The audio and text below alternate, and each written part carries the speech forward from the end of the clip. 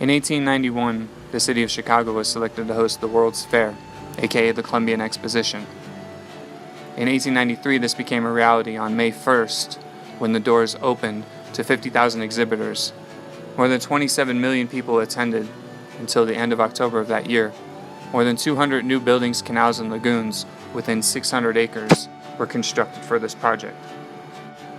The transportation building was 960 feet long and 250 feet wide, housing 6 staircases and 5 elevators. The agricultural building was 800 feet long, 500 feet wide, occupying 10 acres. The Palace of Fine Arts building was built to be fireproof. Restoration occurred in 1926, and by 1933 they'd replicated the original exterior plaster with Indiana limestone. Or, the building was built with bricks and covered in plaster. Regardless, the building that's about 50 feet high, about 320 feet wide, and 500 feet deep still stands today.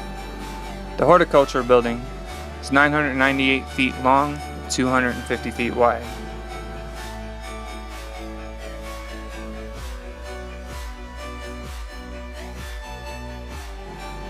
The Mines and Mining building is 700 feet long, 350 feet wide.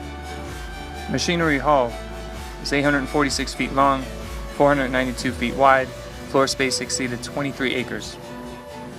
The U.S. Government Building was 420 feet long by 350 feet wide. Its dome was 120 feet in diameter and stood 275 feet from the ground to the top of the flagpole. This building, along with many of the other buildings you've seen and will continue to see, is supposed to have been made with wood and iron frames with cement and a plaster of Paris material called staff. Remember, all these buildings were made in 2 years as well. The administration building was 55,000 square feet. It had a large dome, 120 feet in diameter, and rose 250 feet above the ground, and it glowed in the dark. Another major building was the Krupp building, which housed German artillery guns.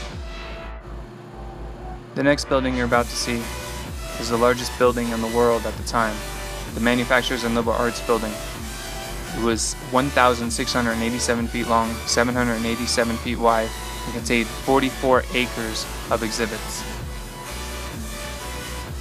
Within the electrical building, there was a dispute as to who would supply the power between Thomas Edison and Nikola Tesla. Tesla ultimately won out with his alternating current, but within the walls of the electrical building, Edison was able to display his crystal tower, which was a huge hit for the fair.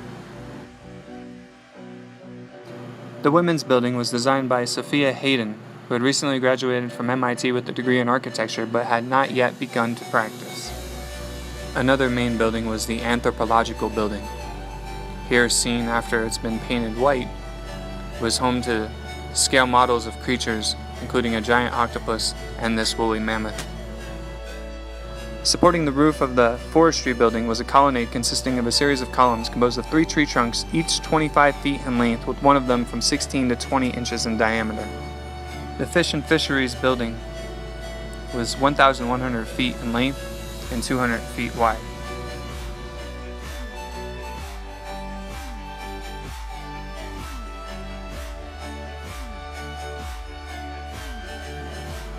So the narrative goes, in 1891, Chicago was approved for the World's Fair, and within 2 years, using wood, iron framing, cement, plaster of Paris type material called staff, that all of this was created.